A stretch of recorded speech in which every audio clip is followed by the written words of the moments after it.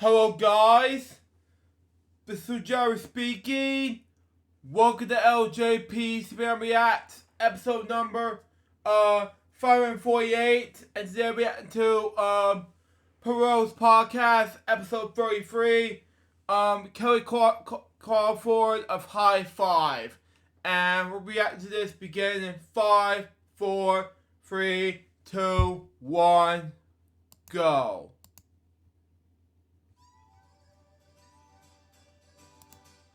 I'm Kellie Stinson, and my journey through life has been quite an adventure. For over 20 years, I played Barney the Dinosaur on tour and 7 seasons of the hugely popular TV show Barney and Friends. Now my journey is to bring together friends and guests from all over the entertainment world for inspiring and at times amusing behind-the-scenes conversation. I'm Kellie Stinson, and this is Purple Roads. Welcome to Purple Roads. I'm Kellie Stinson, and this is a great week we're having here. We have Kellie Crawford from the original Hi-5 in Australia. Kellie, how are you? Wow. I'm good. How are you going? Oh, I'm great. So how are things? You're in Melbourne, Australia? I am. How are Wow. things there? Yeah, with the COVID stuff, it's not fantastic at the moment, but yeah, we've just gone back into lockdown, but we're all Wow. we've got to do our bit to try and reduce the numbers, so that's what we're doing, and we've just got to hang in there. We're in lockdown for another 5 weeks, so we'll see how we go. Yeah, it's been interesting. We've been doing this show, goodness, probably for the last 10 weeks during COVID, and we've seen different ups and downs through this. It's been quite an adventure, but I think we're all coping. We're all just coping, I think. Wow. Good. I know that's really hard over there in the US. I mean, I know your numbers are quite large, so but you are a bigger country, so of course that's going to be the way it is. But in population wise, but it's just hard what triggers it and what doesn't, and they're doing the best that they can do. Well, they are in Australia, and we're really appreciative. We're really appreciative of what they're doing here to try and help us all get through it. So. Wow. Well, and the same here, and we're trying to smile and laugh and find some positivity doing this, and I couldn't figure out a better way to do that than to talk to you and talk about Yeah. Hi-5. I had the ability to work with the American version of Hi-5, and saw. I was at several events with them, and I thought I need to find out more about the Australian version. So why don't we go a lot of different places with this, but I kind of want to hear about Hi-5 in Australia because I know that they were very big there, and very popular. Yeah, we were. It was a weird audition process, I guess you should say, because I guess it was a brand new show. It stemmed from an amazing our executive producer. We had two, Posey Graham-Evans and Helena Harris. And Helena was involved with Bananas and Pajamas. I don't know if you know that show. Do you know I do. Okay. Wow. So she's involved in that, and she created like some of the characters and was a major part. So she worked with Posey, and they put together something that because obviously the Wiggles are ridiculously amazing, as you know. Yeah, I know them very well. Yes. Yeah, child favorite of mine, especially the Bananas Pajamas. Continue on. And Anthony, I just love him to death, and I just what he's still doing now, especially in this situation, which we can talk about. Yes. But they just saw that there was a market for something in children's television that involved girls, because there was no girls in the Wiggles, and they also wanted it to be a bit poppy, and that was the time when Spice Girls came out, and they were like, imagine if we could have a kids show that had like Spice Girl type like pop music, so the kids and parents aren't like going, oh, it's just kiddie stuff, because there's an age group where they get a little bit too grown up and they think it's too childish, and that's the market I think they were going for. They didn't want to like compete against the Wiggles, which we never thought we did because we're sort of a different, slightly older age group. Right. And what we were aiming for. And so we did the casting. Look, they actually asked for musical theatre people to audition, and I was not a musical theatre person. I've been an actress Wow. all my life, but I started when I was 12. So going to the audition, I can sing like in the lounge room, and I can dance like Right. lounge room. But Wow. they were like on musical theatre, and my agent, and they were asking for 18 to 22-year-olds, and I was 24, and I said, Wow. and she's like, oh, you look 22, you're okay, you can go. And so I went along, and I was in on the third day in Sydney, and when I arrived, I was probably the second last person to audition that day, and I walked past like literally 100 people in the longest laneway, and stood at the end, and they're all musical theatre people, so they're all like warming up and singing their like musical theatre songs and stretching, and I'm like, oh. I prepared a Madonna song. I did Borderline. I Oh, that's great. and when Wow. I went in there, they're like, what do you have? And I said, oh, just, I'm going to sing Madonna Borderline. And they're like, okay, have you got a dance routine? I was like, well, can I just like dance along to the track? Thinking, I don't need to be a full on dancer. Kids don't need to have full on dances and Right. anything. I'm coordinated. I learned drums for 9 years, so I know rhythm. So I could easily learn a dance. That's what I thought. So I was like, I can do that. And they were like, sure. And so I auditioned, and I walked out, and I went, oh, look, it felt okay, but I was like, I don't know if I've got this. I really don't. And then they did a callback, and I was able, I was chosen for callbacks, which was great. They cut it down to 30 people, and they grouped us we had to learn a scene and go out and just film that, and then they actually took us aside and they grouped us into 5 people, and that then they went off to Chris Harriet, and Chris Harriet was our music composer, Wow. writer, genius. He's so amazing. He is a reason why I think we're so popular here.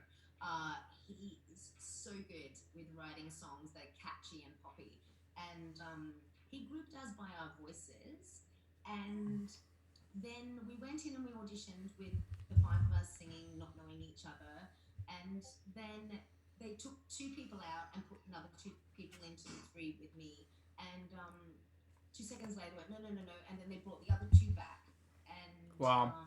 our boss to this day still says she had tinkles when we sang together, and I think the good thing, I've always believed that the good thing with us was that we were chosen by our voices. We didn't Wow. compete with each other vocally, because sometimes, obviously, when you might have, and I guess this is why when new people come in, they already have amazing voices, but whether they blend or not is another thing.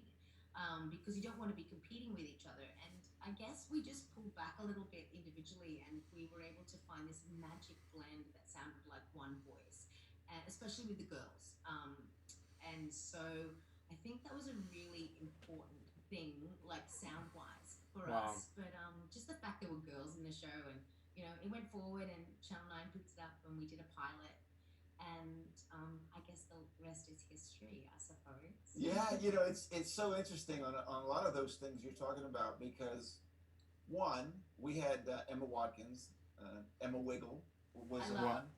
she's Yeah, so she's amazing, and she talked about how she couldn't sing either, and I tell people I'd never been in a costume before when I auditioned for Barney, yeah. but you just do those things, at auditions. Oh, sure, I can do this. Oh, I got this. Yeah. So that's kind of a common common thing that you see. Yeah. And I think it's very interesting about not having not having a girl in the or not even having a girls in any of this kids entertainment back then. Wow.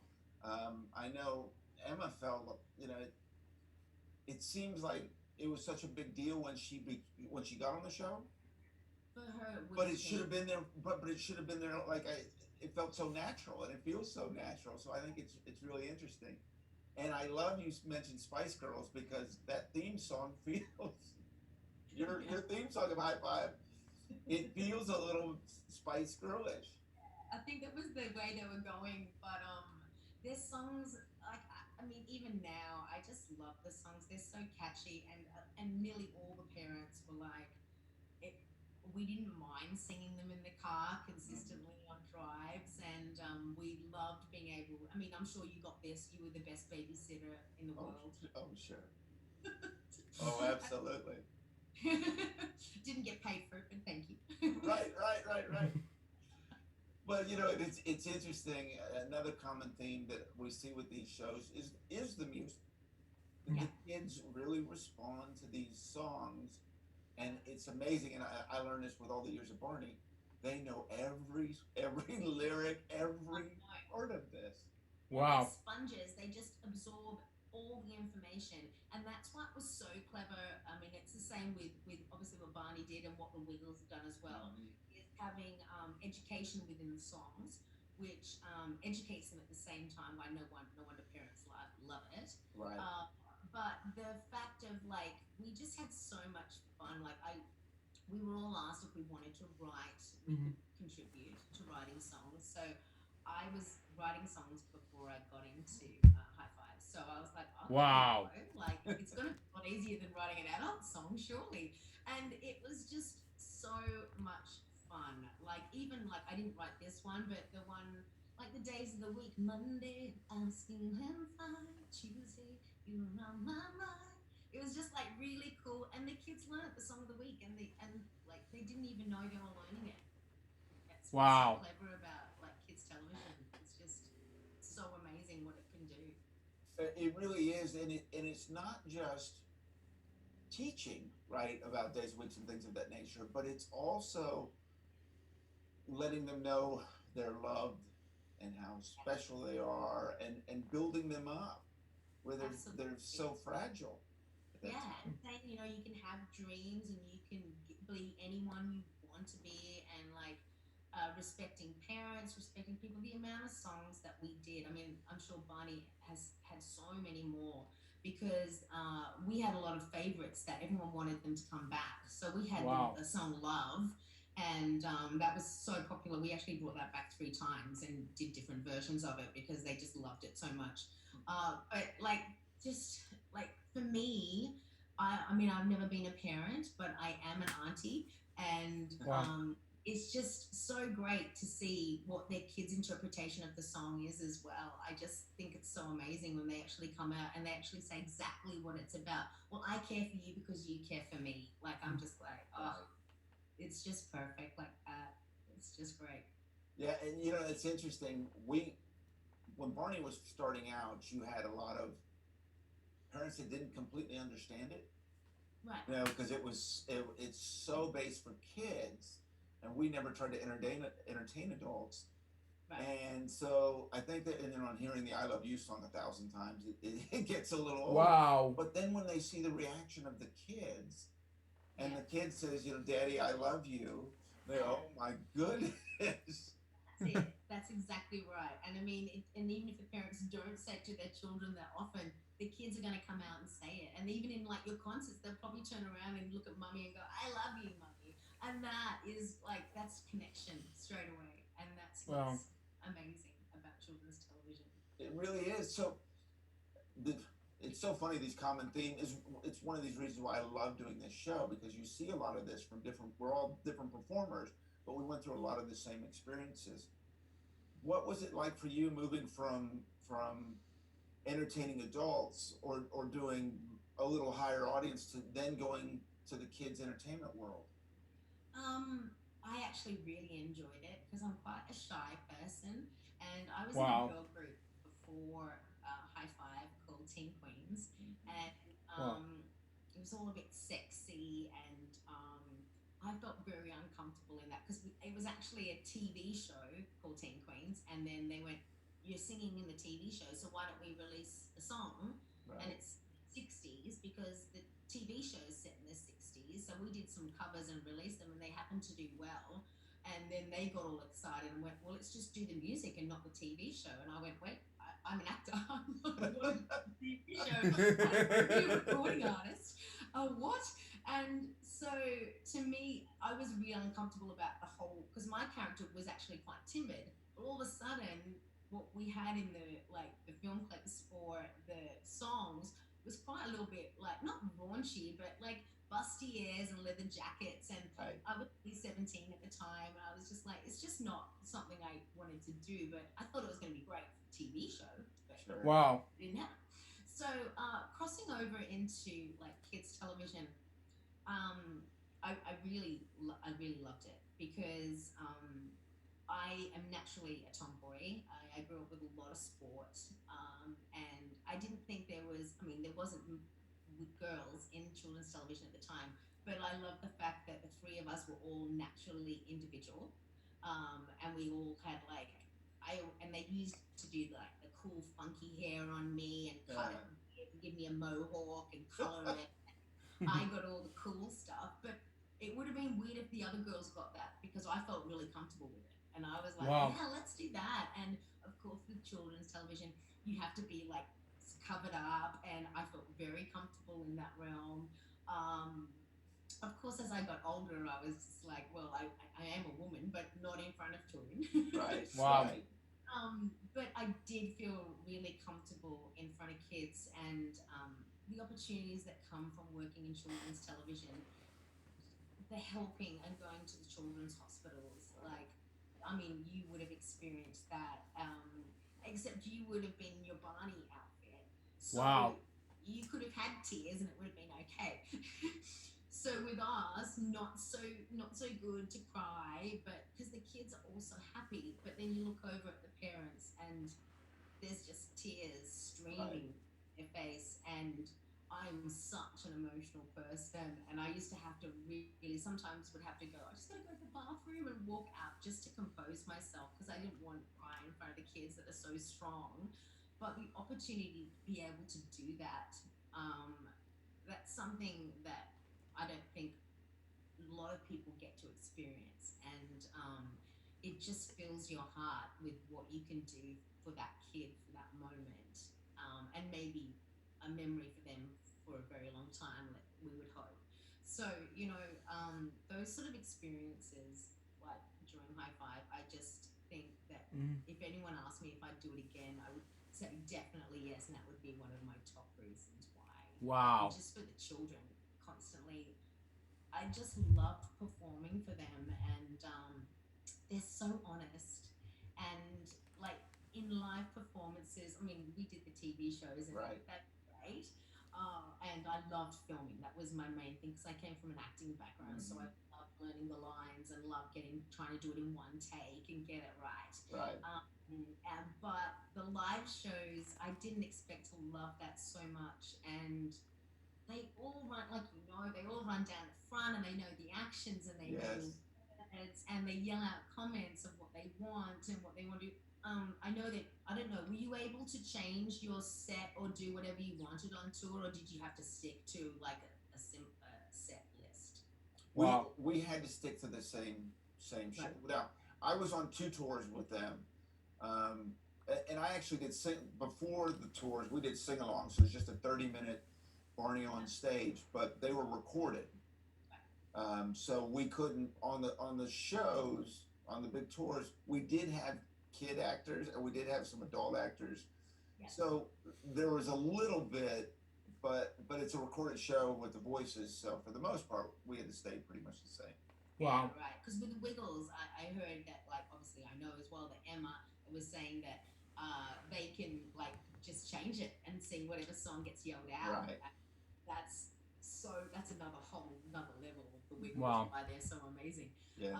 But for us, like, we had to stick to stuff as well, but at least we could communicate and talk back to them saying, oh, that song's coming up, we're waiting, just wait for it, it's going to be the best. Like, at least we knew that the songs they were always asking for were normally our encore songs or like one of our favorite songs. Right. So we knew they were coming. So, but just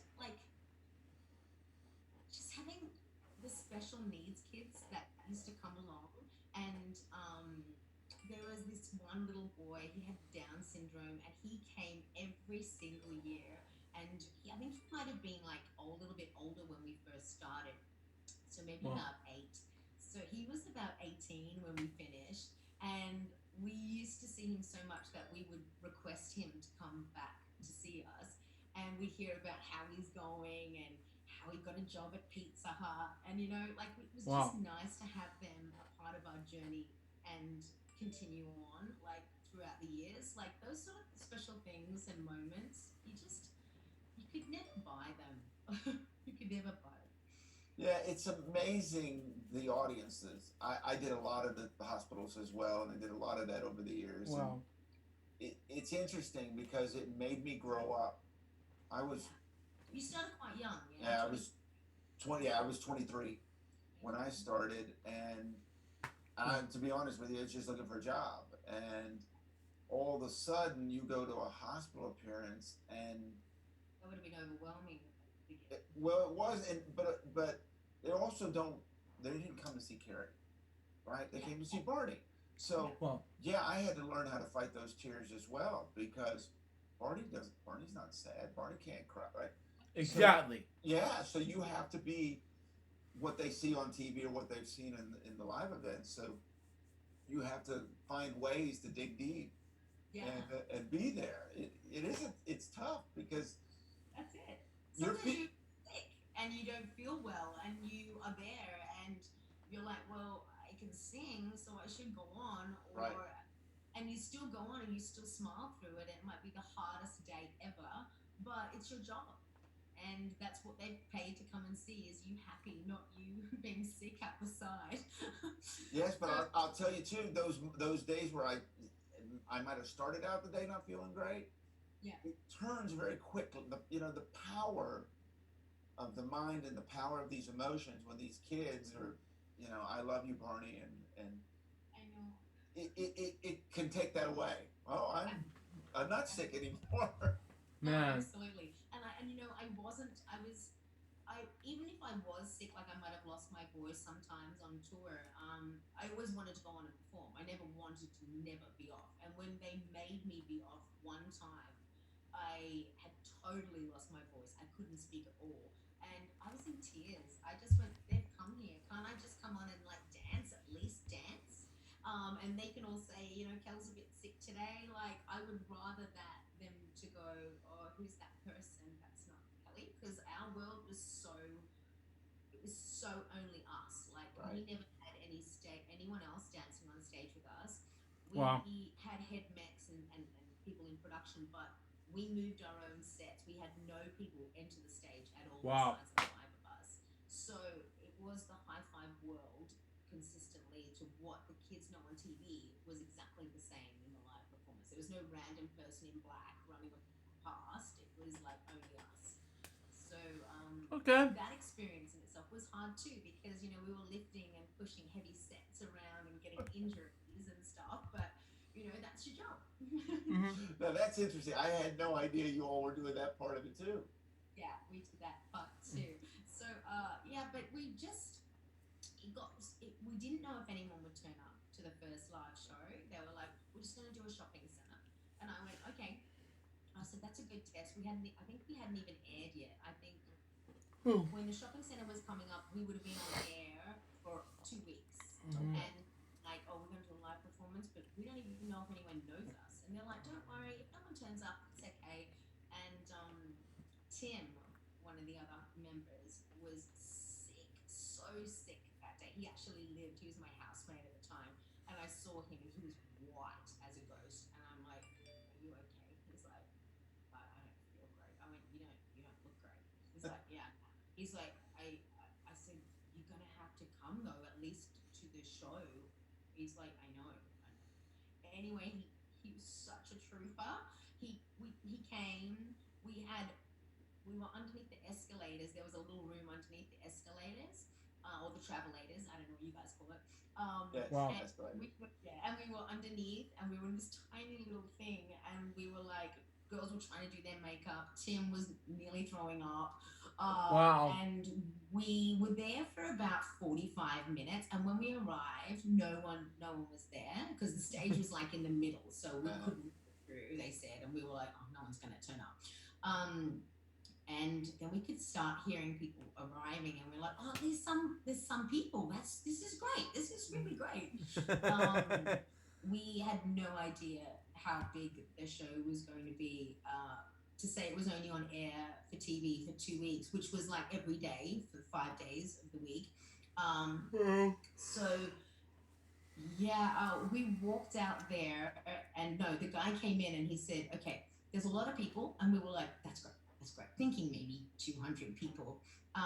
He said, "Well, we've had to close the shopping center down," and we were like, "Okay," and he said, "And we've stopped the travelators because there's not enough space." Wow. And we were like, what what, like, Wow. for us? And they were like, yeah. And I'm like, how many people are here? And they were like, there's like 4,500 people. And I was just like in shock. And we looked at Tim, who was sick, and he was like nearly threw up just thinking about it. I'm like, oh my God, of all days for you to be sick, what is this? And we went out there, and it was massive. It was huge. And we never actually did a shopping center again. We went straight into theaters because it was like a test to see if anyone would come. We did do shopping centers, but we did them just for signings when we did release a DVD or a CD, and we did that with Sony or with the other companies that we worked with to roadshow to release the DVDs. Wow. So we only did in stores, but they were always packed as well, and we hated that they used to give us like a time limit and go, you only have an hour out there. And Right. Hugh, I mean, you would have witnessed this. Like, they all want to just come up and see you for a second. Like, and it was back, luckily, it was back before phones. Right. Because the selfies we could have had to stop and wait for would have just been ridiculous. Because even the cameras was enough. But we would always just say, we'll just wait till the end. So sometimes we were there for 5 hours signing, just to make sure everyone did it. Yeah, it's crazy because we would do some of that. We would go to malls. That was my early days with Barney. Yeah. And there would just be thousands and thousands, and you could just go and you'd have to, wave or wiggle the tail. Yeah. Wow. Yeah. You find ways, right, to entertain to large crowds. Because of that, you can't stand and get to one person. Wow. How many episodes did you all record before that performance, like your first season? We would film.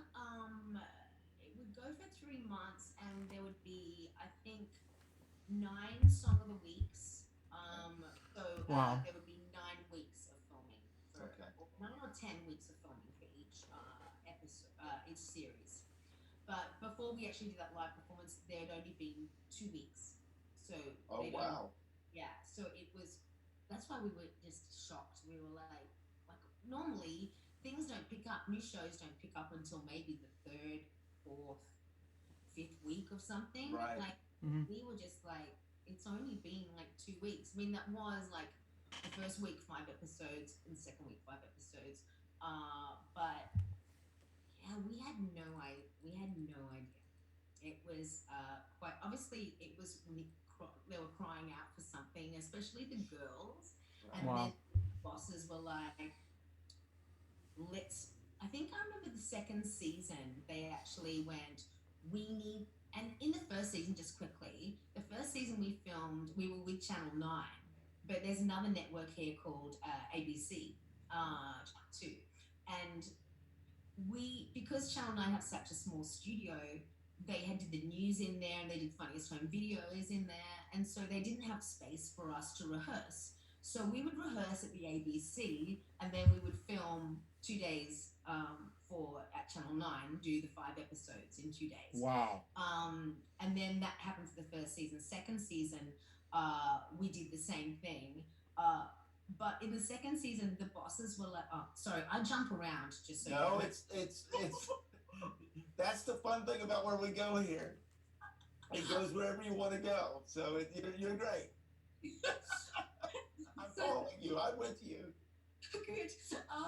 Our bosses were like, we can see that the girls really like the show, so we're going to try and start like designing your clothes, because in the first season they didn't know if it was going to do anything, and we just bought clothes, and we had like, and they decided to do a children's like clothing range only of our song of the week outfits. Mm-hmm. We wore them every like our episodes was like for a week we'd have one theme which would be like hide and seek. So the hide your eyes was the song of the week, and we would play that with like little bit colored things hanging out, Wow. and it was surreal.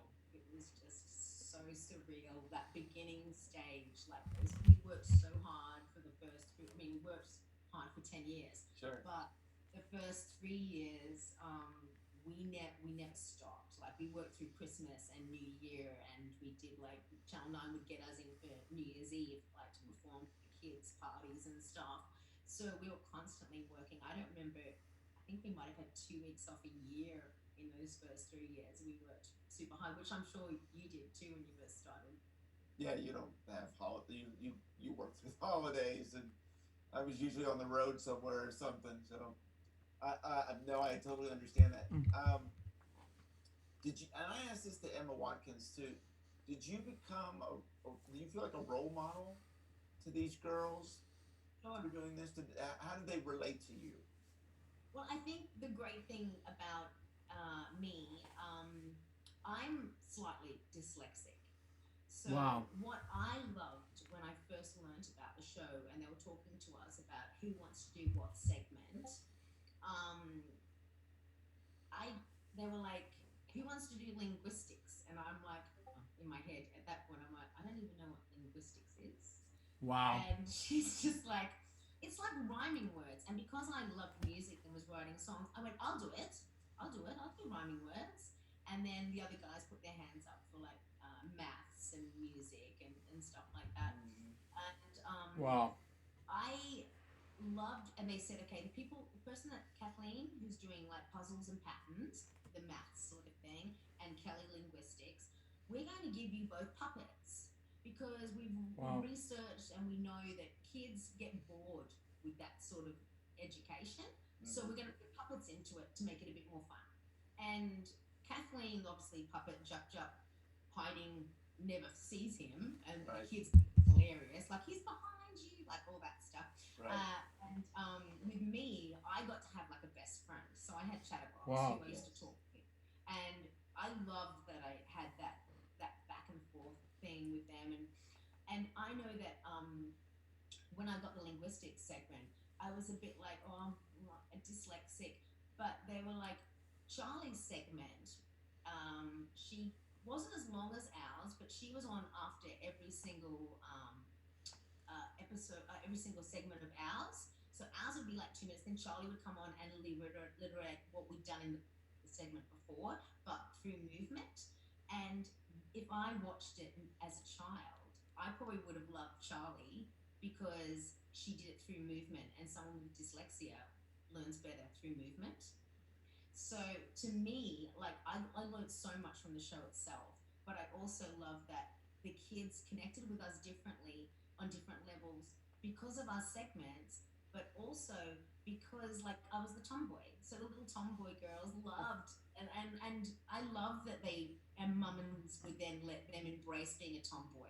Like Wow. it's cool to get dirty and wear like weird socks and uneven clothes. Like who wouldn't want to do that? Wow. When did you feel? Because we're talking now, we've got singing and dancing, and Yeah. and working with a puppet as well. Wow. When did you get comfortable from going in as an actor to all of Yeah. a sudden singing, dancing, working with puppets, and all these different things? When did you start feeling comfortable with it? Like I Well, got this, and yeah. I guess it sort of was a dream job for me because I loved dancing. I just never went to dance lessons. I still copied all the dance. Like I grew up and I loved watching Michael Jackson Thriller and the videos that came out that held the dance moves and all that stuff and Madonna. And I love dancing and I love singing. My whole family sings. My grandma, my dad's from Scotland, and my Wow. grandma was an actress back on the stage. wow, So she was. She's a tap dancer, singer, comedian, actress. She grew up in the circus. She and my dad would go backstage with her and sit and those old photos. He's got those old like black and white photos, or maybe even the brown and white photos, where he's backstage with all the actresses like back then in that time, like in the I think it was 1940s, doing their makeup, and he's sitting on the thing. And so my dad's always sung, and so we always sang, and we used to like my sister and I used to record like movies and act them out. And then we love musical theatre because my dad and mom, like they grew up like Gene Kelly, Fred Astaire, Frank Wow. Sinatra, Doris Day. Like I grew Wow. up Marilyn Monroe. My sister and I used to watch Marilyn Monroe movies with Jane Russell, and we would act out and sing and learn all the routines. So even Oh, though if you watch this, Mom, this is for you, Marilyn Monroe. Continue on. I wasn't trained, it was something that came really naturally to me to be able to get up and perform something that was fun. So it was not long. I embraced it like straight away. So Wow. learning the choreography wasn't a problem. Oh no, that's different. No. The funny actually is that when the 30 of us got called back Yeah. to the audition, of course they were like called us in, and they had like a choreographer at the front, and were like, "We're going to teach you the choreography for Five in the Air. Let's do it together." Right. And I was like, okay.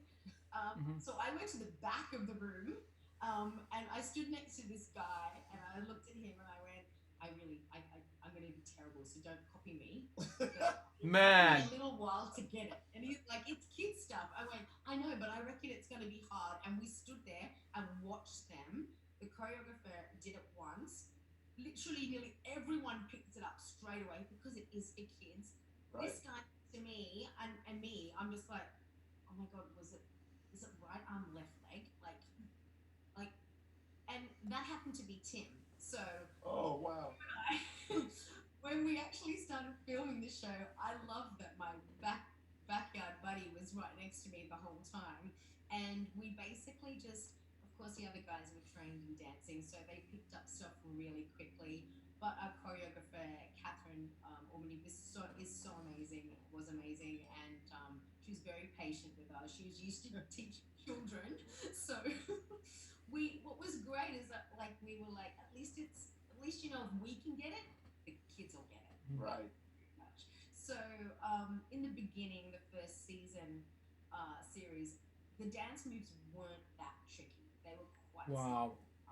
Very, very simple actually, because a lot of the songs were spoken like, she likes peas, I like beans, and it was Right. like that. So we were just like gestures. It was hand movements until it was like a little bit of choreo for the chorus. So we developed as the show developed, which meant the kids at home developed too at the same time. So, but mind you, there was times where the choreo got really, really tricky, and I had to go home and video it on VHS and watch it over it. And I actually love doing that. When I do a job, I do it like 120%. Like I don't have a life outside of my job. I live and breathe that. So Wow. for me, everyone else was like, I go home and I go in with family, and my weekends are my weekends. Right. I'm like, no, I'm learning my lines. I'm going over the dance moves, because if I'm not confident when I go in, I'm a very anxious person, and I get anxiety. So to Wow. me, to go into that situation, I had to know it like exactly. So it was a total second nature to me. So I would put in those extra 6 hours or more and stay up to sometimes 3 in the morning if we had to film the next day, the song of the week, just to make sure.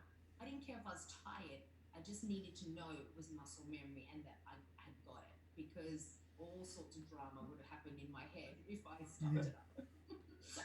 Well, Wow. and you know too that the kids they're gonna know it almost better than you. They learned it so quick. I'm like, oh. Man, Tim and I were like always late, but they learned it so quick, so quick. What was it like for you? Because I love doing the TV show, but I think live probably was my heart. There's nothing that so there's just nothing like that to go on stage and have these kids um, go crazy for Absolutely. for everything you're doing. I What know. what was it? Was it that? Was it the initial reaction to you hitting stage? Was it the songs with it? What was it for live performing for you that you kind of grew in and you loved? Uh, I I love everything. Like I used to put my hand up when they were like the set needs to be moved. I'd be like, I'm moving. I wanted to make sure it was done right and that no one would get injured. I was always thinking like that. I would help preset the props on either side, and if I saw something that was on the wrong side, I'd be like, oh no, that needs to go there. My brain works like that, and I really love the technical side of things. So to me, I love the technical side, but there was nothing better than knowing that there were kids out there waiting. Didn't matter if we were sold out or if we weren't sold out. We were there to perform, and the energy, even in sometimes the smaller crowds that we did ever have them, was still so electric and still so amazing. Sometimes bigger than the bigger crowds. And in different countries, their reaction's different as well. Mhm. So Singapore, the first time we went, when we came out and we did the opening song and we finished, there's no one clapped. There was like no reaction. Wow. We were so used to massive reactions that were so overwhelming and energetic and used to vibe off it. And we came off after the first half and we were just like, they don't like us. They don't like us. Jeez. Like we were really concerned. And then obviously we had people that worked on the ground with us that were from Singapore, and they said, no, it's a respect thing. They won't do that. They won't clap. And I was just like, it's so different to perform to something that doesn't give back. But we knew they loved it just the same, so we had to keep that energy up. At the end, they would clap because it was a sign of respect as well. So that was something we had to get used to. But the live performances for me was I loved singing the songs. I loved doing the dances, even though I say I'm not a singer or a dancer. Right. I grew to. I loved being able to do three. I mean, we only do 3 shows a day. I think the Wiggles do like 4. But we do 3 shows a day. But we're also on our own. We have no one else dancing with us, so we have to give like 120% energy. And they're pretty full on dance moves by the end of those last couple of seasons. So it was a good workout. I never had to go to the gym. Right. Yeah. But it was just the kids as well. Like just knowing that there was just so many kids out there and they all wanted to see us, and they all had their like capes on. If we were doing the magic show, they'd have their capes. And I just loved that they were creating their own like imaginary worlds amongst us and pretending they were in the spaceships and stuff. And we made it a story and we took them on a journey. And I just think it was so nice to watch the kids come along and actually experience the journey with us. And they did like enjoy every minute of it. Like that's the sort of thing that I go, wow. And then you go overseas and you go, we went to the UK, we went to Europe. That was crazy because my parents are from there. My mom's English and my dad's Scottish, so wow. I have family over there. And we went there and they're like, oh, we're gonna go on tour and you're gonna have a tour bus. And we're like, oh, a tour bus. And they like showed us this tour bus, and it was the proper one with the sleeper beds. Right. And we were like, oh my, is this crazy? And they're like, oh, this is Coldplay's bus. And we were like, what? Like, what? And there's a venue in London called the Hammersmith Apollo, and we went and we performed there, and we had sold out shows there. And we walked out the front, and actually, I don't know if you probably will. These are our most popular international acts or artists, so maybe you will know. But we were in the middle, highlighted Hi-5, and on that side was AC/DC, and on that yeah, AC/DC, yeah. Continue on. was Kylie Minogue, and we were just like, oh, let's take a picture, to remember this moment.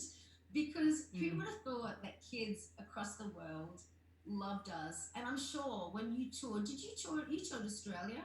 Yeah. Well, so I did sing-alongs there Yeah. at Wonderland.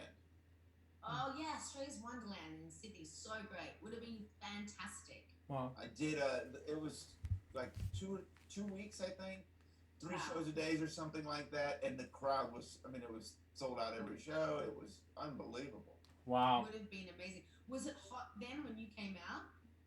Yes. How did you go in your suit?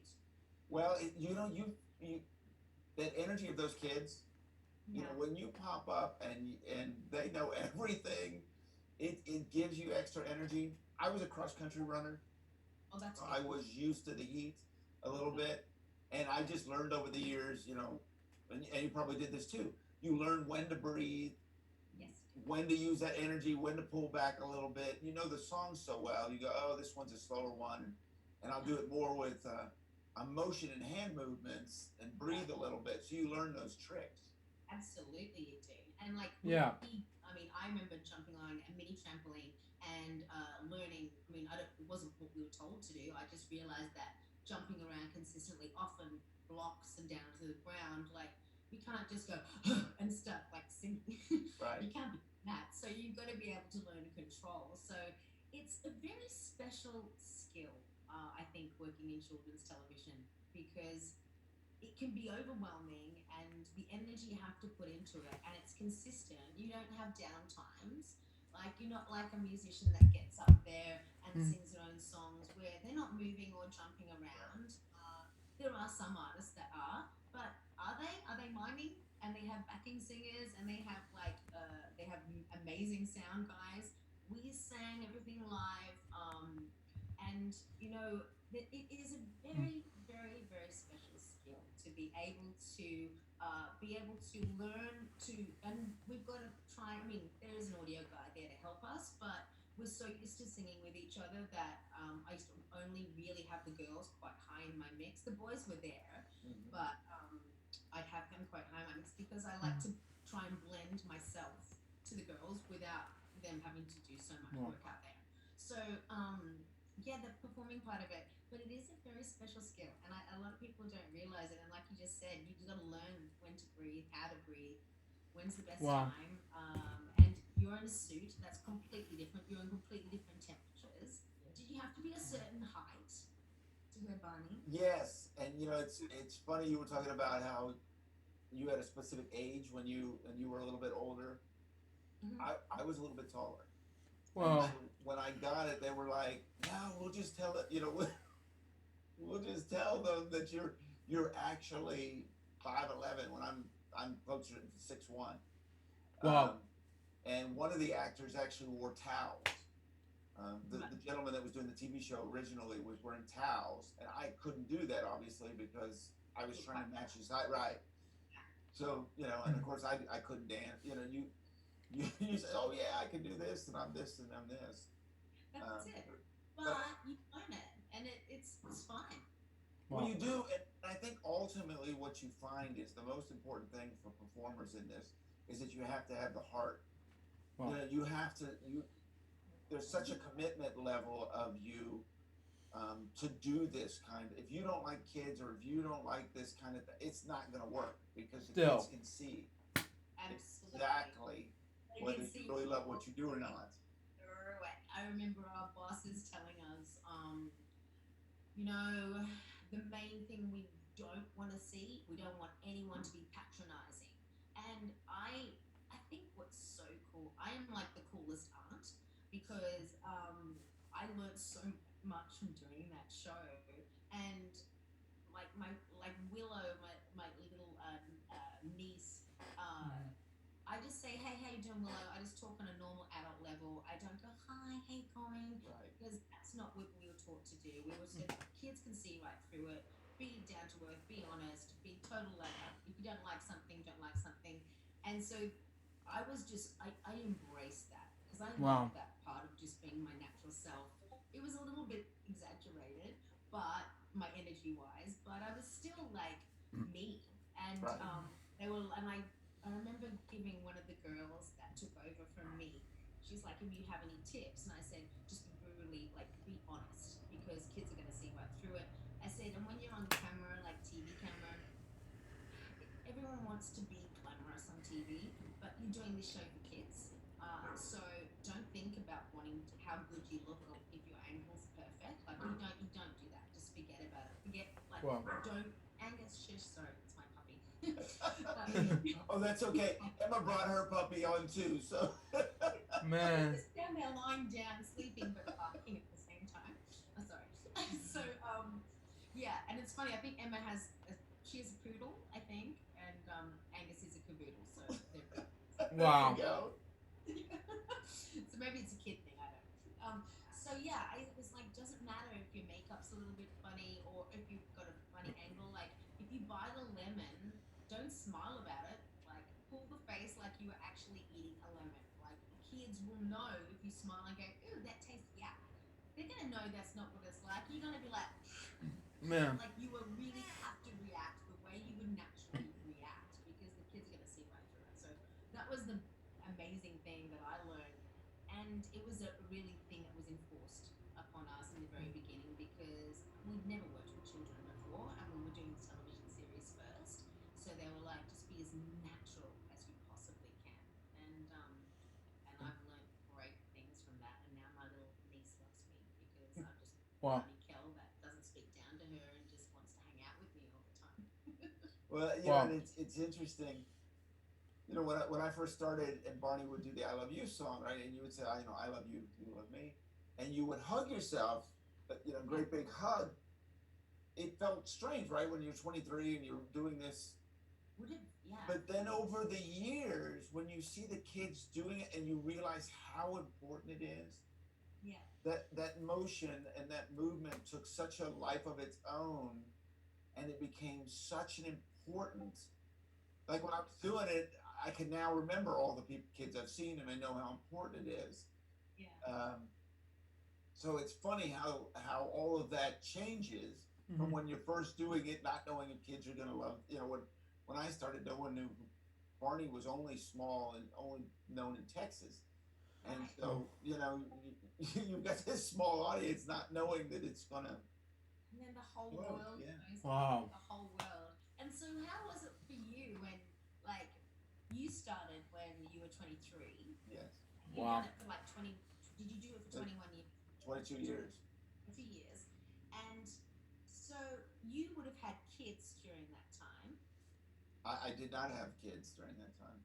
Kids during that time. So when you were doing Barney, you didn't have kids. No. Because I was gonna say, how did you even tell them that that's Barney? No, I didn't have kids, and Right. then my family, and you know, and I'm interested with what your family felt. You know, when they're hearing about it, but they don't understand how big this is. And I'm telling them, hey, I'm going to these mall appearances, and 25,000 people are showing up. Wow. But we didn't have cell phones and all that back then, so they're like, I mean, really, 25,000 people. And then they come to the first show. It was a sing along. We had 16,000 people show up for 3 shows. Each show, 16,000. Amazing. And my parents and my sisters are like, "What?" You know, and I come on stage, and they're like, "I don't even know what to think of it." It's Wow. so good, and like it's shocking, isn't it? Because they just like, you know it because you've been starting to live it, and you're starting to develop it. Like Right. my parents didn't come to the shopping center thing, so they didn't really know.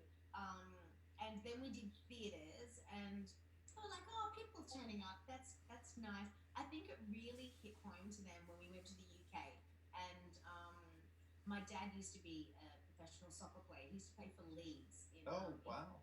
Wow. So and he came out to Australia to play soccer here and live here with my mom, and that's where I was born, obviously. But we went back there because we did press articles, and they were very focused on me because my parents were from there, and they found out about my dad, and Sky Sport did an interview with him, and he got taken out to the football field, and they interviewed him to chat about soccer, and he has it on this tape and he came backstage obviously, and then they filmed that bit, and it was just really, and they came on tour with us for a bit and came on the tour bus, was just so lovely to perform where they grew up, and they bring all their friends that have no kids, and they Right. try to bring Wow. grandkids, but they were all adults coming because they were just so proud of me to travel like to another country, especially their own, and perform. And they were just like so shocked that people knew of me in their country that they grew up in. So I think Wow. you just don't think anyone's going to turn up, and when they do, it's just like it's amazing experience, but it's also like a proud moment for your family. I think my sister uh, moved to LA just before I got Hi-5, so she was totally oblivious to anything really. And then she Mm. came out one year, and this is like quite a few years. We couldn't do theaters anymore because they were too small, so we Wow. moved on to arenas, Right. and we were doing 3 shows a day there. And like, in her head, like a kid's show is like what we had back here was play school. Like Barney's massive, Wiggles are massive, but Yeah. she didn't grow up with that. So she's older than me. So Wow.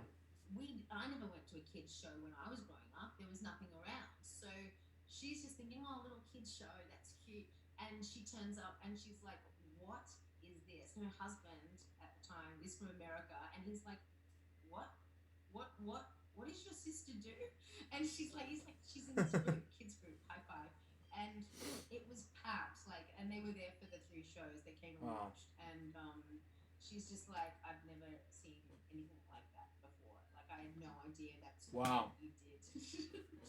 Because they have no, like, we didn't grow up with TV, things Right. like that. Did you go to a show when you were younger and watch a kids group perform, or? I don't know that I did. I watched them on TV. But For me, it would have been Mr. Rogers right. or Sesame Street or Electric Company was another one. But I don't remember going to a kids show, to a live show. No. And just another whole. I mean, I have people like I did a show here a couple of years ago. It's called All Together Now. It was a panel of 100 judges, and Wow. we were all entertainers. And I think it was copied off the UK version, where people would perform, and we would have to press a button and then give you a score out of 100 for the 100 people. And I had so many people come up to me that were young entertainers in the industry doing really well in the 100 that were like, you were my first concert. Wow. My first concert was Bon Jovi. Like, I'm just like, I was like, oh my God, like, I didn't have that to go to, and I would have probably really loved it and probably would have gone to concerts if they had them, but they didn't. Like, I had to wait till I was like 15, and my mom was like, okay, you can go to Bon Jovi. Wow. Mine was Tom Petty, and it was the same concept. Amazing. Wow. Tom Petty was amazing. My sister knew him actually. Oh wow. Yeah, they were good friends. It's very sad. Yeah. Yeah. Well. Yeah, but it's funny. They left something behind, right? I mean, their performances and their music, and it's kind of interesting. We've done the same thing, just in a completely different genre. Yeah, Wow. absolutely. I love like the old. I sound old because I am old, but I love like the older music that I grew up with, like those songs that those people that maybe only had one or two hits.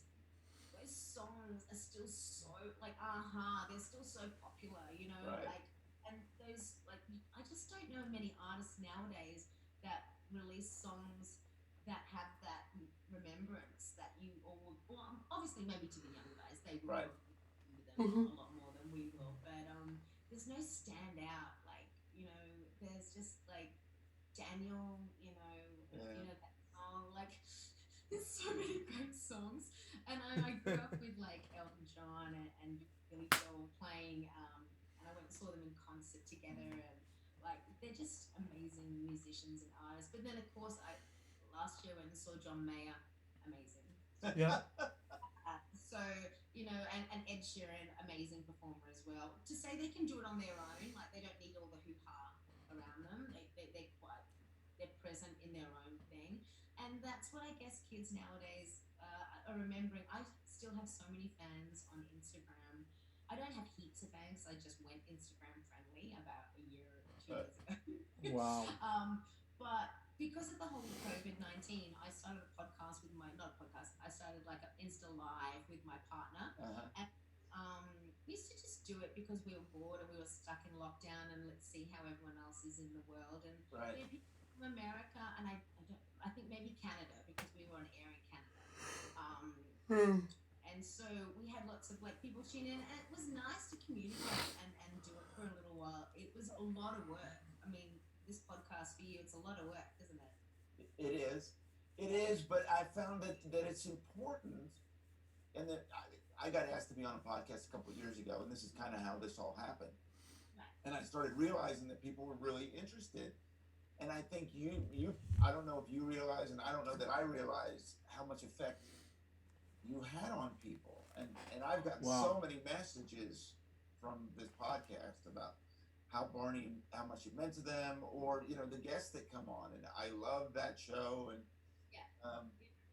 it's so good. Yeah, we do get that, and I still get it now, and I probably get it more now in the last couple of years than I did when I was actually doing it. But I guess when we're doing it, we're all so busy, and we didn't have phones back then, so we can actually. I think it might have been a bit bigger if we had the like phones and everything. But I'm actually glad for what it was. And it's sort of like a little bit of history that Australian television, and we won ARIA awards. I mean, that's a music award here. That's what like the big music artists in Australia win. Like, who would have thought? And I've got 5 ARIAs downstairs, and that's crazy. Like, I never wanted to be a singer, and I have ARIA awards, and my partner's a musician, and he's like, "You got ARIA awards." I'm like, "Yeah, but I can't play guitar like you and sing like you." I'm sorry about that, but and so and we won TV awards. Like, it's crazy, like, to think that a little show that we didn't know if was going to work turned out to be such an amazing thing that so many kids around the world have loved. It's such a shame we didn't get to come to America. We really, really, really wanted to. Yeah, because you guys all ended up having an American version of this. Is that kind of what happened? We did. Well, we were like, "Oh, are we going to America?" Like, because we went to Europe, and it was popular there, and we were like, "Are we going to America? Are we going to America?" Because my sister lived there. I was like, it'd be really great. And we were touring Australia nationally at the time. We would film for 3 months of the year. Then we would tour New Zealand, and we would tour Singapore, and we would tour Europe. And they were just like, we just don't have time to tour the States. But I just wish I could have been like the little whisperer and went, "You don't have to tour Singapore and New Zealand and Europe every year. You can do it the second year, and we can do a year in America and a year there." And I think it would have been great if they did that, because eventually we were just there so often that the numbers started to decrease, and we were like, there's no point. We should have had a break, and I think it would have been great, because we all really, really wanted to do America. And but the same company cast the Americans, and they came out and filmed in the same studio and worked with the same music composer, Chris Harriet, and we got to meet them and chat with them, and some of them wore our clothes, like we all shared things. I think they came out for 2 series, maybe 3. 2 series they filmed out here for sure. And they were so lovely. Like, Jen played my part, and she's great. They're so talented. They're and they're like musical theater singers. They can sing. Like, they have amazing voices. So, but we would have been different. We would have been very different. Right. Well, I don't know if you know that. I don't know if you know that the Wiggles did intermission for the Barney Show. So when I was on tour, when the Wiggles first came to America, they were actually our intermission group. Oh my God. And adorable. Yeah. You're amazing. He said he loves you. I love it. I love them all so much. But it was very interesting to see that, because I had been to Australia, and then to see this Australian group and see Americans respond to them. Wow. And of course, that they, obviously They they're love already it. huge in Australia, but then they exploded in America. Wow. Is that off the back of you, like doing the intermission shows? Is that how they got like huge there? That was, and they were doing the same thing you were doing. They did some mall appearances, so they would do a mall appearance, and then they would do that show. And Barney was huge at that time, and it Yeah. just kind of helped them build. And then I think they got on Disney Junior, I think, and then it took off from there. They don't do a TV show, do they? Well, they didn't used to do a TV show. I think they had their show at that time. Right. Okay. I don't remember everything, but I think they did have their show at that time. But I think it's the same. Americans are fascinated by Australians. If you don't know that, the accent and everything. And so you add all that together. They were doing the songs, they were playing. I mean, it just Americans just ate it up. So they probably would have done the same thing with you all. Yeah, and I guess like music's such a universal language that you don't really hear people's accents so much when you sing. Right.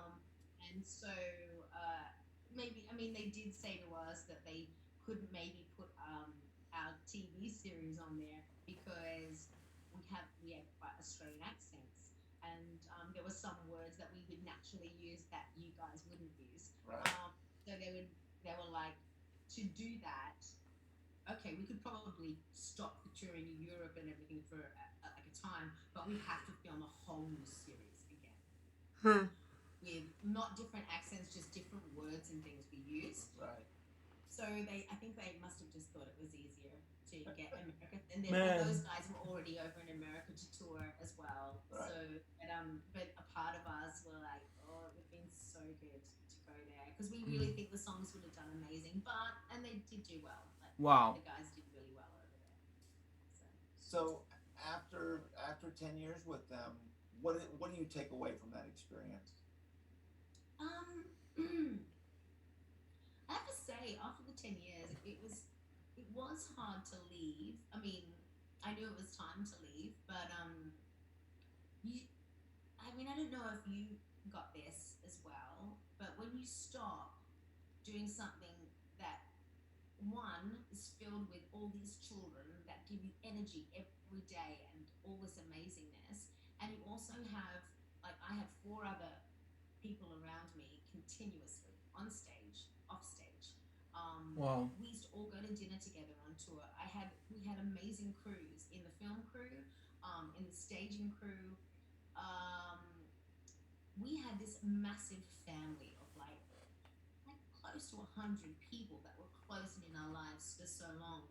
And me being such an emotional person that I am, and dedicating my whole life to the job and not really having life outside of that, I really felt a big hole when I left. It was a tough time for me. I had to go and talk to someone about it because she was just like, it's like a massive loss. Like it's like it's like a plane with everyone you know on it has crashed, and you've lost everybody all at once. It's grief. You're going through a stage of grief, it was good to be told that, because then you sort of stuff out, and you go, okay, I'm not weird. But it was quite emotional because I really missed my family, like my work family, like so much. So to me, I took her out of it is I never live.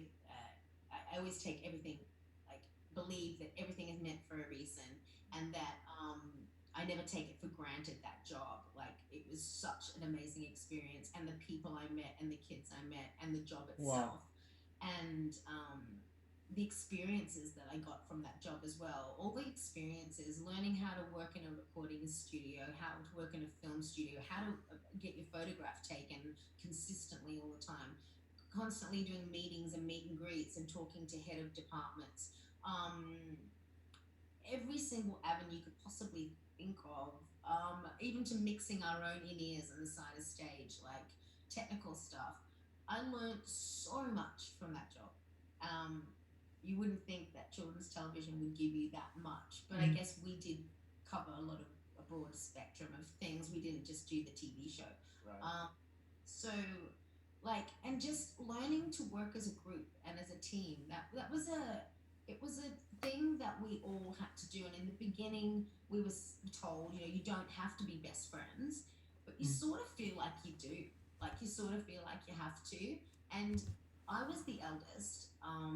Wow. One, and I'd worked in a group before, like with 3 other girls, and there was always a little bit of issue with working with 3 girls, and it was just, there was jealousy, it was all that stuff. So when I came into the group with Hi-5, I came in with knowledge from that, knowing that we don't have to be best friends, and we don't.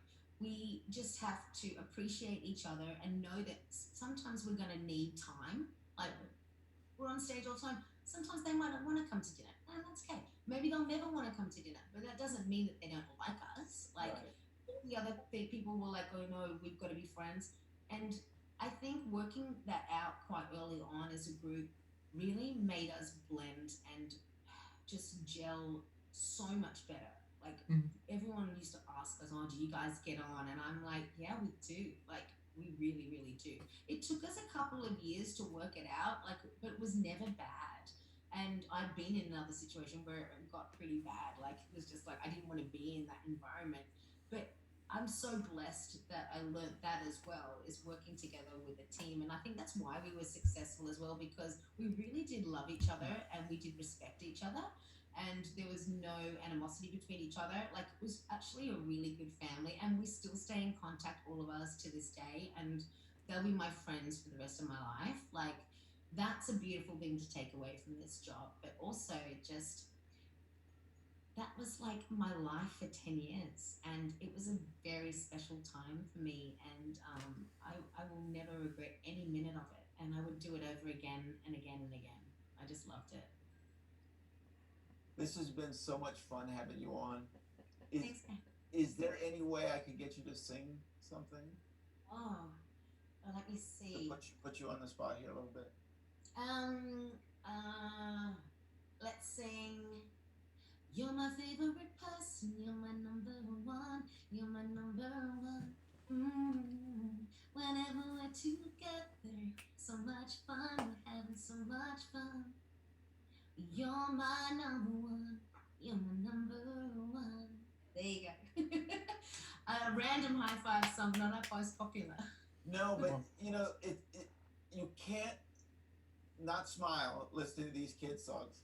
I mean, it's I love it. If I tell you one that's a little bit more up tempo, I mean, that would be like crazy and wacky, but we do like crazy ones. Thank you so much for having me. I really love chatting with you. Well, I loved it too. Thank you so much. And thank you for watching Purple Roads. Remember to keep your eyes, ears, and your heart open, and you'll find your purple road. We'll see you next week. So that was Purple Roads, episode 33, Kellie Crawford of Hi-5. What do I think about this episode? It was amazing. So far this video went to be a success.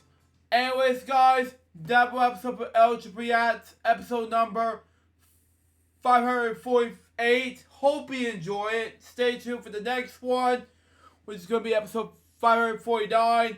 Purple Roads Podcast, episode 34. I'm not sure if it's B as of yet, but yeah. Until next time, salute Jefferson, goodbye, peace out, baby. We get words to react to guys very soon. Till then, Jefferson out. See ya.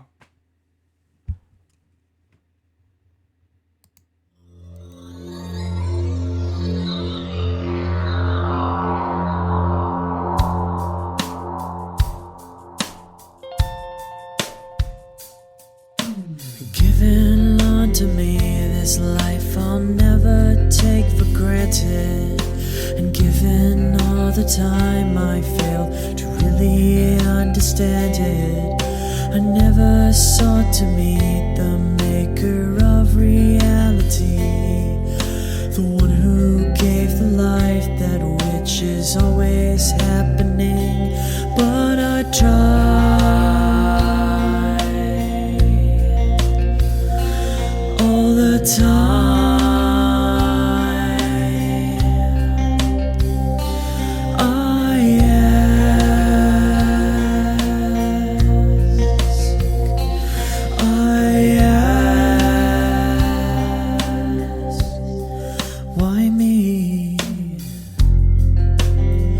Why was I the one to see things as I do under the moonlight and the sun? Perception is the question, and the giver holds the key.